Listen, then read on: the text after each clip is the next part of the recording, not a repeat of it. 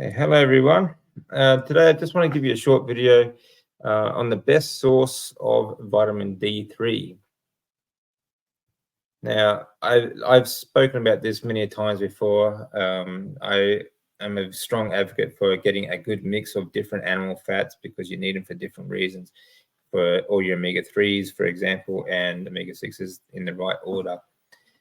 But also for hormone production. And this includes vitamin D3 because it is a hormone that is produced from cholesterol, and it is also a fat soluble vitamin. Okay, so you get it from animal fats. Now, I've spoken about this many times. Your lymphatic system, okay, fat soluble vitamins absorbed into your lymph fluid. Okay, and that's how you boost, control your immune system and hormone production and things like that. But I've also shown you videos on Wilhelm Stephenson, who spent many years up in the Arctic Circle studying people like the river people and the Inuit, who had no deficiencies. They didn't have a whole lot of sun exposure either because the warm clothes they were wearing year round. So they got their vitamin D from animal fats and a good mix of animal fats. Okay, but I don't want you to just take my word for it. So I found a great video from Dr. Paul Mason. He does a great 5-minute talk on the best source of vitamin D3. So here it is. I'm not sure if you guys know the story. It was in World War II, and a lot of Allied aircraft were falling out of the sky, and they were trying to work out the place where to armour the planes to best defend it from bullets. So what they did, they took a statistical approach, and when the planes returned from battle, they actually identified exactly where the bullet holes were, and they identified the areas where most of the damage was, and they said, okay, that's where they get shot the most, let's armour the planes in those areas. So show of hands, who thinks that's a sensible idea? So what you've done is you've identified the areas of the plane that can sustain damage and not have it fall out of the sky. Now, so what this shows is that alternative ways of thinking, different ways of thinking can sometimes lead to different conclusions. And vitamin D, I believe, is one of those. Because we look at it, especially from the sun, we think we go out into the sun, our body generates vitamin D, it must be a great thing. So who thinks that vitamin D from the sun is good?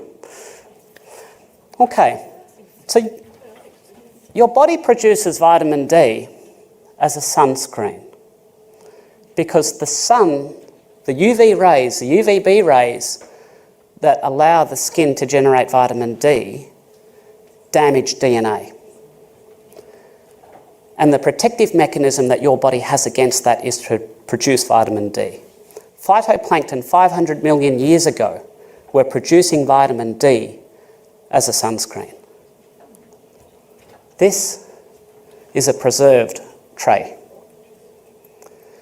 So when you think about it like that, so our body actually uses vitamin D, it serves a good purpose, but the vitamin D from the sun isn't to make our bones strong, it's just to protect ourselves from skin cancers.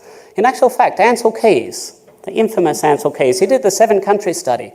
One element of that study analysed people's cholesterol level versus sun exposure. What happened? Those people who spent more time out in the sun had lower cholesterol levels. Why? Because vitamin D is made from cholesterol. Now this leads to something very interesting. I've just told you about phytosterols, plant sterols, how they're really not very good for you, that they can get absorbed into the body and they can interfere with the normal biochemical functioning of cholesterol. Perhaps vitamin D synthesis in the skin may be one of those functions. Anecdotal, but we have observed in many people that eliminating seed oils from the diet leads to a resistance to sunburn. I've heard dozens of people tell me this. It's all over the ketogenic forums on the internet. Maybe a show of hands, who here today has experienced that? A lot of you, I dare say at least half. The idea is that what happens if you're consuming seed oils and these sterols are interfering with your natural production of vitamin D, this protective level of vitamin D, then you're not going to be as resilient to sunburn. And then we also have a look at the data that says, but what about COVID? Because high vitamin D levels protect me from dying from COVID. Well, the association of high vitamin D levels does. That's true, because I would argue that high vitamin D is a surrogate marker for metabolic health. That is, on average, if you have a higher vitamin D level, you're in better metabolic health. We call vitamin D a fat-soluble vitamin. What does that actually mean? It's carried in fat stores. It's stored in fat stores. Excellent. So if you're obese, your fat reserves act as a sink, as a reservoir for your vitamin D. And this has been demonstrated in research, that when they give people of different weights vitamin D supplements, the people who are leaner have more of that vitamin D enter their circulation. Vitamin D, therefore, is acting as a surrogate marker for good metabolic health. Now, you do need some vitamin D for bone health. We've all heard of osteoporosis and osteomalacia and rickets and all of these conditions. Fine. But the threshold at which that starts to be a problem is far lower than the threshold which a lot of people in the ketogenic and low-carb communities are actually striving for. And I'd also argue that the very notion that we need sun exposure to get adequate vitamin D levels, that's entirely misplaced.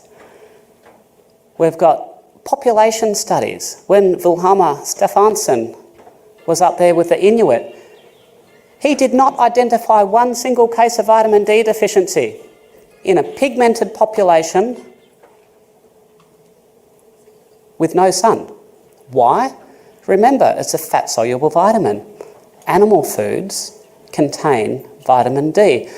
We only consider now that we can get vitamin D from the sun, but the truth is, pasture-raised cows, that fat also has vitamin D. Other foods containing natural animal saturated fat contains vitamin D. We shouldn't rely on that. It doesn't matter pigmentation of your skin, so on and so forth. You shouldn't need to rely on the sun to get your vitamin D. You should be able to get it from a healthy lifestyle. And that, I believe, is key to why the vitamin D supplementation trials are basically disappointing. Because if you have a high vitamin D level and it's from a bottle, then that means you've missed out on a healthy diet. That means that maybe you are overweight and your fat stores are sucking the vitamin D out of your blood. So it's just all about thinking differently. Thank you. Okay, guys, so there you have it. As I have been saying for a while, I think your best source of vitamin D is your own hormone production, and of course you get that from animal fats, and a good mix of animal fats. So I mean, don't get me wrong, like, go out in the sun. Sunlight is great for many things, including your hormone production, circadian rhythm, and everything else like that. But get a good mix of fats, and you'll be metabolically a lot healthier then. And you certainly will have a much better production of vitamin D3. Okay, everyone, I hope that helps, and I'll see you again soon. Take care. Have a great day.